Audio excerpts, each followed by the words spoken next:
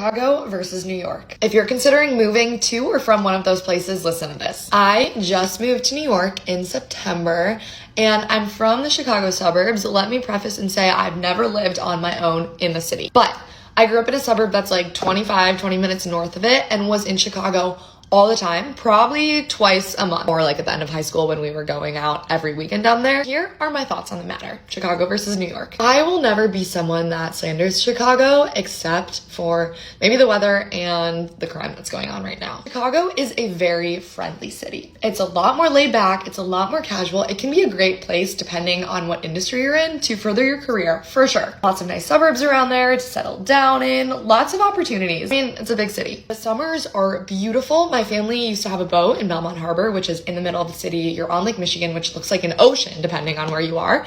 And then you can take a boat through the Chicago River through the city. It's incredible. But we all know I moved to New York. The difference in the energy is palpable. You land at an airport here and you can feel it. That creative energy, just like the ambition and the drive, you literally can feel it. Depending on the industry you're in and what you want your career to look like, there's no comparison. New York is the place you need to be. New York is the place people come to grow their careers, to be the best at whatever they are. If you're the best writer or investment banker or building a company, like New York is where you go. But if you're someone who just wants a good career but doesn't like the chaos or hecticness and grit and sometimes unfriendliness of New York, then Chicago's great. I love Chicago. But New York just has such diversity and charm and I love it. And for me right now, it is literally the best place in the world.